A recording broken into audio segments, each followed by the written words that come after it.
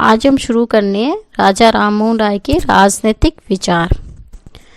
राजा राममोहन राय के राजनीतिक विचारों को उदारवाद की श्रेणी में रखा जाता है। उनके विचारों में व्यक्तिगत स्वतंत्रता और समाज सुधार के प्रति उत्कृष्ट आग्रह ने उनके चिंतन को एक विलक्षण स्तर प्रदान किया। उनके जो राजनीतिक विचार है उसमें पहला है व्यक्तिगत व राष्ट्रीय स्वतंत्रता के पक्षधर।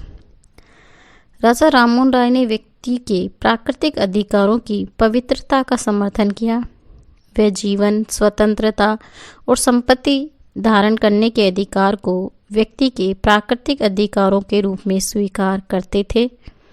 यद्यपि प्राकृतिक अधिकारों के संबंध में उनका दृष्टिकोण लॉक, टॉमस पेन के समान है। उनकी व्यक्तिगत स्वतंत्रता की धारणा को पश्चिमी व्यक्तिवादी विचारकों के समतुल्य नहीं माना जा सकता। वे व्यक्तिगत स्वतंत्रता और मानव अधिकारों को भारतीय सामाजिक परिस्थितियों के अनुरूप ढालना चाहते थे। इस दृष्टि से राज्य की अस्तित्ववादी धारणा से पूर्णतः असहमत थे। उनका दृढ़ मत था कि राज्य को व्यक्ति के सामाजिक, आर्थिक और नैतिक उत्थान के लिए सक्रिय प्रयत्न करना चाहिए। भारतीय सामाजिक व्यवस्था में व्याप्त कुरीतियों, अन्याय, परंपरा और अंधविश्वासों को देखते हुए उन्होंने राज्य द्वारा समाज सुधार, शैक्षणिक उन्नति आदि के लिए विधि निर्माण पर बल दिया। राजा राममोहन राय व्यक्तिगत स्वतंत्रता में सामान्यतः राजकीय हस्तक्षेप को उचित नहीं मानते थे।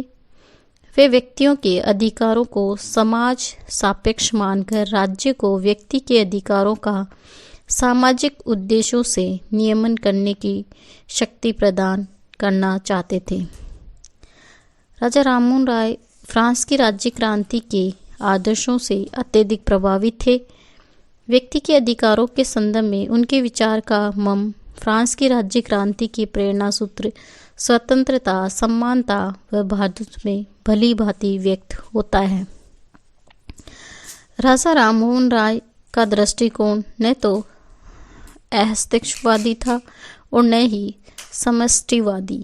वे राज्य को व्यक्ति के व्यक्तित्व के विकास के लिए अनिवार्य साधन के रूप में स्वीकार करते थे। इस कारण जहाँ उन्होंने राज्य से ये अपेक्षा की कि वे व्यक्ति को उसकी मूलभूत स्वतंत्रता से वंचित न करे, वहीं उन्होंने ये भी राज्य का दायित्व माना कि वह उन सामाजिक, आर्थिक और राजनीतिक दशाओं को निर्मित करने के लिए प्रयत्न करें जिसमें मूलभूत मानवीय समानता व सामाजिक और आर्थिक न्याय जैसे आदर्श सामाजिक जीवन का आधार बन सके। राजा राममोहन राय ब्रिटिश सत्ता के समर्थक होते हुए भी सरकार की निरंकुश शक्ति प्रदान किए जाने के पक्ष में नहीं थे। उन्होंने गवर्नर जनरल को विधायी शक्तियां प्रदान करने का विरोध किया और ये मांग की कि भारतीयों के लिए बनाई जाने वाली विधियां ब्रिटिश संसद द्वारा ही बनाई जानी चाहिए। उनका ये तर्क था कि कार्यपालिका संबंधी और विधायी शक्तियां एक हाथ में केंद्रित नहीं होनी चाहिए। ब्रिटिश सरकार द्वारा भारतीयों में नियुक्त कार्यपालिका अथवा गवर्नर जनरल को असीमित शक्तियां प्रदान करने के पक्ष में नहीं थे। वस्तुतः ब्रिटिश शासन के प्रति उनके समर्थन का भाव इस तथ्य में नहीं था कि वह भारत में ब्रिटिश शासन के अधीन विधि के शासन और सीमित सरकार जैसे उन सिद्धांतों को लागू किया जाना आवश्यक मानते थे जो ब्रिटिश संवैधानिक व्यवस्था के मूल आदर्श थे। प्रेस और अभिव्यक्ति की स्वतंत्रता। भारत में समाचार पत्रों की स्वतंत्रता के विचार का समर्थन करने और उनके लिए सक्रिय प्रयास करने वाले व्यक्तित्व में राजा राममोहन राय स्वयं प्रथम थे। 1823 में राजा राममोहन राय ने द्वारकानाथ ठाकुर, हर्षचंद्र घोष बनर्जी, प्रसन्न कुमार टैगोर के साथ मिलकर प्रेस की स्वतंत्रता के लिए सर्वोच्च न्यायालय में एक याचिका भेजी। ये याचिका अस्वीकृत हो गई तथा इसके विरुद्ध ब्रिटिश सम्राट के समक्ष अपील की गई। सम्राट से आग्रह किया कि प्रेस की स्वतंत्रता इस कारण आशिंत न हो इसमें भारत में ब्रिटिश शासन के प्रति विद्रोह का भाव विकसित होने में सहायता मिलेगी। उनका मत था कि प्रेस की स्वतंत्रता ने विश्व के किसी भी भाग में क्रांति को कभी जन्म नहीं दिया। क्रांतियां वहीं हुई जहां निरंकुश शासन ने जनता को अज्ञान के अंधकार में रखा। राजा राममोहन राय का मत था कि भारत में प्रेस की स्वतंत्रता से जनता को शासन के विरुद्ध होने वाली शिकायतों को व्यक्त करने का अवसर मिलेगा तथा स्थानीय अधिकारियों के व्यवहार से उत्पन्न होने वाली शिकायतों को सर्वोच्च सरकार के सम्मुख प्रस्तुत करके उनका निराकरण किया जा सकेगा। अतः इस कारण प्रेस जनता के असंतोष की समाप्ति तथा इस प्रकार शासन के समर्थन का आधार बन जाएगी। इसके विपरीत प्रेस की स्वतंत्रता नहीं दी जाएगी तो स्थानीय शासन के व्यवहार के विरुद्ध जनता की आवाज़ व्यक्त नहीं हो सकेगी तथा शासन के विरुद्ध जनता में असंतोष पनपेगा और यही असंतोष क्रांति में परिणत हो सकता है। इस प्रकार उनका मत था कि प्रेस की स्वतंत्रता नहीं, ये पितु प्रेस की स्वतंत्रता पर लगाए हुए प्रतिबंध क्रांतियों का मार्ग प्रशस्त करते हैं। प्रेस की स्वतंत्रता के प्रति राजा राममोहन राय का आग्रह समाचार पत्रों की शक्ति के दायित्वहीन उपयोग का समर्थन नहीं था। वे जहां शासन द्वारा प्रेस पर लगाए जाने वाले प्रतिबंधों के विरोधी थे, वहीं समाचार पत्रों से ये अपेक्षा करते थे कि वे सरकार पर अनावश्यक दबाव उत्पन्न करने या जनता को सरकार के विरुद्ध भड़काने के उपकरणों के रूप में कार्य नहीं करें। ये पितु वे ऐसे निष्पक्ष मार्ग निर्देशन का कार्य करे जिससे कि सरकार को जनता के प्रति सजग रहने तथा समाज में जागृति उत्पन्न करने का माध्यम बन सके। प्रेस की स्वतंत्रता के प्रति राय के विचार और अभिव्यक्ति की स्वतंत्रता के प्रति उनका समर्थन भी अर्थनिहित था। अभिव्यक्ति की स्वतंत्रता पर लगाए गए अंकुश जनता तथा शासन दोनों के लिए घातक सिद्ध होते हैं। न्यायिक सुधार। राजा राममोहन राय भारत में न्यायिक व्यवस्था के सुधार के प्रति सजग थे। न्यायिक व्यवस्था को ऐसा स्वरूप प्रदान करना चाहते थे कि आम जनता को सुविधापूर्ण तथा शीघ्र न्याय मिल सके। वे न्यायपालिका और कार्यपालिका के पृथक्करण के समर्थक थे। न्याय व्यवस्था को भारत की जनता की आवश्यकता के अनुरूप ढालने के लिए ये उचित माना कि विधि संहिता का निर्माण भारतीय सामाजिक और आर्थिक संदर्भ में को ध्यान में रखकर किया जाए। जब 1833 में ब्रिटेन संसद चार्टर अधिनियम पर विचार कर रही थी, तब वे हाउस ऑफ कॉमन की परवर समिति के सामने उपस्थित हुए तथा भारतीयों में न्यायिक व्यवस्था के सुधार की आवश्यकता को प्रतिपादित किया। वे न्यायालय में जूरी प्रणाली प्रारंभ किए जाने के पक्ष में थे। उनका मत था कि भारत में न्याय की पंचायत प्रणाली जूरी प्रथा से समान रखती थी। उनका सुझाव था कि सेवानिवृत्त न्यायाधीश तथा अपने कार्यों से अवकाश प्राप्त कर चुके वकील व समाज के अन्य प्रतिष्ठित व्यक्तियों को जूरी का सदस्य बनाया जा सकता है। 1827 में जूरी अधिनियम पारित किया गया। इस अधिनियम ने जूरी प्रथा को लागू किया, किंतु इन्हें न्यायिक क्षेत्र में भी जातिगत आधार पर भेदभाव उत्पन्न कर दिया। ये व्यवस्था की गई कि जब किसी ईसाई पर मुकदमा चलाया जा रहा है तो हिंदू और मुसलमान जूरी में नहीं बैठ सकते थे। राजा राममोहन राय इस प्रावधान से बहुत क्षुब्ध हुए और उन्होंने इस प्रावधान के विरुद्ध ब्रिटिश पार्लियामेंट में प्रस्तुत किए जाने के लिए एक याचिका तैयार करने में सक्रिय योगदान दिया तथा साथ ही कोलफर्ड को एक पत्र लिखकर इस प्रावधान के विरुद्ध गंभीर रोष व्यक्त किया। उनका मत था कि न्याय के क्षेत्र में हिंदुओं, मुसलमान और ईसाइयों में भेद किया जाना किस प्रकार भी सिद्धांत सहमत और उचित नहीं। राय के अनुसार भारत में जनता को न्याय की प्राप्ति के मार्ग में ये प्रमुख बाधा थी।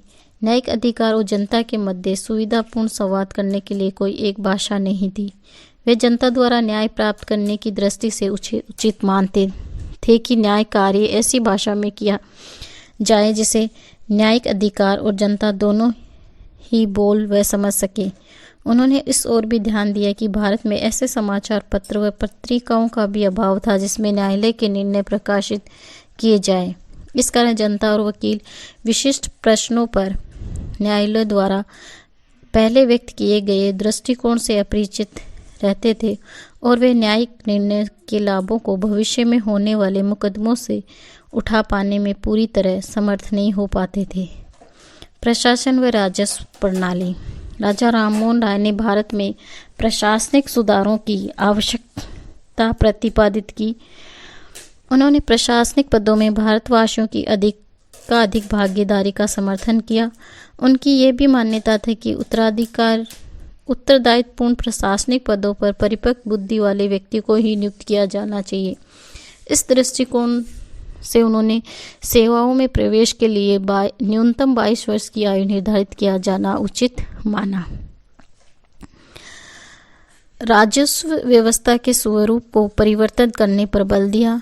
उनका सुझाव था कि भारत में निर्धन कृषकों की स्थिति सुधारने के लिए जमींदार और सरकार को लगान की दरें कम कर देनी चाहिए। उन्होंने जमींदारी प्रथा के उन्मूलन का आग्रह तो नहीं किया, किंतु सरकार से यह अपेक्षा की कि लगान की दरों में परिवर्तन का अधिकार जमींदारों को प्रदान नहीं किया जाए। उन्होंने भारत में स्थायी भू प्रबंध की आवश्यकता पर बल दिया। निर्धन जनता को करों में राहत देने के लिए उन्होंने ये सुझाव दिया कि सरकार विलासिता की सामग्री पर अधिक दर में कर लगाए। राजस्व व्यवस्था को सुव्यवस्थित और सुदृढ़ बनाने का आग्रह करते हुए उन्होंने मत व्यक्त किया कि राजस्व विभाग पर किए जाने वाले रखरखाव के व्यय में कमी की जाए तथा जिले में राजस्व वसूली के प्रमुख अधिकार कलेक्टर के पद पर भारतीयों की नियुक्ति की जाए। उनकी मान्यता थी कि राजस्व वसूली के कार्यों में भारतीयों को नियुक्त किए जाने से भारतीयों में प्रशासन के प्रति असंतोष का भाव भी उत्पन्न होगा तथा इन पदों पर नियुक्त ब्रिटिश अधिकारी को दिए जाने वाले अत्यधिक वेतन की तुलना में भारतीय अधिकारियों को कम वेतन देने से राजस्व व्यय में कमी होगी। उनका मत था कि राजस्व वसूली में होने वाले व्यय की कमी के द्वारा किसानों पर पड़ने वाले कर के भार को कम किया जा सकेगा। मानवतावाद व विश्व बंधुत्व। राजा राममोहन राय के विचारों में विश्व बंधुत्व और उदार मानवतावाद का उत्कृष्ट आग्रह व्यक्त हुआ। उनके विचारों में संकीर्णता के लिए कोई स्थान नहीं था। वे मनुष्य के व्यक्तित्व और आत्मा पर लगाए जाने वाले परंपरागत प्रतिबंधों की समाप्ति के लिए प्रयत्नशील थे और उन्होंने ईश्वर के नैतिक व्यक्तित्व की धारणा के आधार पर मानवता मात्र के प्रति प्रेम के नैतिक आदर्शों की स्थापना की। वे सहिष्णु, प्रेम, सहानुभूति और बुद्धि पर आधारित समाज के निर्माण के पक्षधर थे। असीम मानवतावाद और धर्म के प्रति उदार और श्लेषणवादी दृष्टिकोण ने उन्हें विश्व नागरिकता के विचारों का प्रतिपादित बना दिया। वे मानव जाति को एक ही परिवार मानते थे तथा विभिन्न राष्ट्र और जातियों और संप्रदाय को उनकी विभिन्न शाखाएं मानते थे। वे भारतीय जनता की उन्नति के घोर समर्थक थे, किंतु वे सच्चे अर्थ में अंतर्राष्ट्रीयवादी भी थे। वे धर्म की शक्ति का प्रयोग मनुष्य मात्र के प्रति प्रेम और भाईचारे की भावना के संचार के लिए करना चाहते थे। इसलिए उन्होंने धर्म के ऐसे पक्षों की आलोचना की जो संकीर्णता, कटुता तथा द्वेष उत्पन्न करते थे। उन्होंने विभिन्न धर्मों में ईश्वर की एकता के प्रति आस्था को मानव जाति की एकता, शांति और समृद्धि के रूप में विकसित किया। अब हम शुरू कर रहे हैं राजा राममोहन राय के आर्थिक विचार। राजा राममोहन राय के आर्थिक विचार में व्यक्तिगत संपत्ति का समर्थन। राजा राममोहन ने अपनी प्रसिद्ध लेख में पैतृक संपत्ति पर हिंदुओं का अधिकार में ये आग्रह किया कि हिंदुओं को संपत्ति के उत्तराधिकार तथा संविदा करने के परंपरागत अधिकार से सरकार द्वारा वंचित नहीं किया जाना चाहिए। यद्यपि उन्होंने व्यक्तिगत संपत्ति के राज्य द्वारा अधिक्रमण के संबंध में कोई निश्चित विचार व्यक्त नहीं किया। उन्होंने इस आग्रह से भारतीयों को सरकार द्वारा उसकी संपत्ति से वंचित नहीं किया जा सकता। उनका कहना था कि संपत्ति के अधिकार को अक्षुण्ण रखे जाने के पक्ष में थे। उन्होंने संपत्ति के उत्तराधिकार के संदर्भ में स्त्रियों और पुरुषों के मध्य भेदभाव को समाप्त किए जाने पर बल दिया। भू प्रबंध, राजस्व व जमींदारी प्रथा के प्रति सुधारवादी आग्रह। राजा राममोहन राय की मान्यता थी कि समस्त भूमि का स्वामित्व पूर्ण रूप से राज्य में निहित रहता है। उन्होंने ऐतिहासिक दृष्टि से इस प्रश्न का परीक्षण कर ये प्रतिपादित किया कि भारत में भूमि पर राज्य के स्वामित्व को कभी समाप्त नहीं किया जा सकता। उन्होंने ध्यान दिलाया कि मुगल काल में भी स्थायी बंदोबस्त की प्रणाली प्रचलित थी तथा भूमि पर कृषकों के स्वामित्व को मान्यता प्राप्त थी। राय ने जमींदारी प्रथा को समाप्त करने का पक्ष नहीं लिया। जमींदार के द्वारा कृषकों के शोषण के वह विरोधी थे। जमींदार प्रथा में सुधार करके कृषकों को जमींदारी और रियायतवाड़ी प्रथाओं के शोषण से बचने के लिए प्रयत्नशील थे। उन्होंने मांग की कि लगान की दरें निश्चित करने में जमींदारों को खुली छूट नहीं दी जाना चाहिए। अपितु सरकार को लगान निश्चित कर देने चाहिए तथा बिना सरकार की अनुमति के लगान की राशि में जमींदारों को परिवर्तित करने का अधिकार नहीं दिया जाना चाहिए। कृषकों को लगान के भारी बोझ से बचने के लिए उन्होंने लगान की दरें कम करने की मांग की तथा सुझाव दिया कि सरकार को अतिरिक्त राजस्व की प्राप्ति के लिए राजस्व की वसूली पर होने वाले व्यय तथा अन्य प्रशासनिक कार्यों में कटौती करनी चाहिए। आर्थिक विकास के लिए विदेशियों द्वारा पूंजी निवेश को प्रोत्साहन। राय भारत में पूंजी के विदेश में निगमन को समाप्त करना चाहते थे। उनकी मान्यता थी कि ऐसी विदेशी व्यापार को भारत में व्यापार कर धन और संपत्ति का अर्जन करते थे। भारत में ही नहीं, भविष्य में पूंजी निवेश के लिए प्रोत्साहन किया जाना चाहिए ताकि भारतीयों में सुदृढ़ औद्योगिक व्यवस्था की स्थापना की जा सके। उनकी मांग थी कि विदेशियों को भारत में बसाए जाने के लिए आर्थिक और कानूनी व्यवस्था की जानी चाहिए। राजा राम मोहन राय विदेशी व्यापारियों के भारत में पूंजी निवेश करने और यहीं बस जाने से भारत से आर्थिक साधन और पूंजी के निष्क्रमण को रोका जा सकेगा। साथ ही उत्पादन के उन्नत साधनों और तकनीकी से भारतीय आर्थिक व्यवस्था पर लाभकारी प्रभाव पड़ेगा। विदेशियों को भारत में बसने के राय के सुझाव का काफ़ी विरोध भी हुआ। उन्होंने इस विचार से भ्रम उत्पन्न किया कि राय भारतीय आर्थिक और सामाजिक व्यवस्था पर विदेशियों की प्रमुखता स्थापित करना चाहते थे, किंतु वास्तव में राजा राममोहन राय विदेश को नियंत्रणहीन दृष्टि से भारत में बसने के पक्ष में नहीं थे। कृषकों और मजदूरों को विदेश में लाकर भारत में बसाने का सुझाव नहीं दे रहे। उनका सुझाव तो केवल ये था कि ऐसी विदेशी व्यापार को जो भारत में व्यापार करके पूंजी को भारत से बाहर ले जाकर भारत की अर्थव्यवस्था को खोखला बना रहे थे, वे भारत में रहकर ही पूंजी निवेश करें ताकि भारत का औद्योगिकरण हो सके और वहाँ की जनता को रोजगार की व्यापक अवसर मिल सके। समाज सुधार और राजनीतिक विचार, आर्थिक विचार और धार्मिक विचार ये राजा राममोहन राय ने बताए।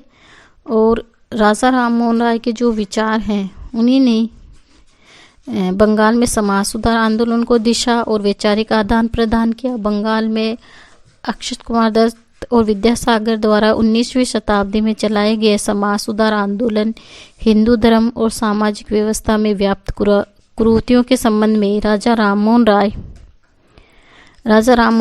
राय द्वारा व्यक्त की गई आपत्तियां तथा धर्म और सामाजिक व्यवस्था की उनके द्वारा की गई विवेक सम्मत, उदार और प्रगतिशील व्याख्याताओं से प्रेरित और प्रभावित थे। धन्यवाद।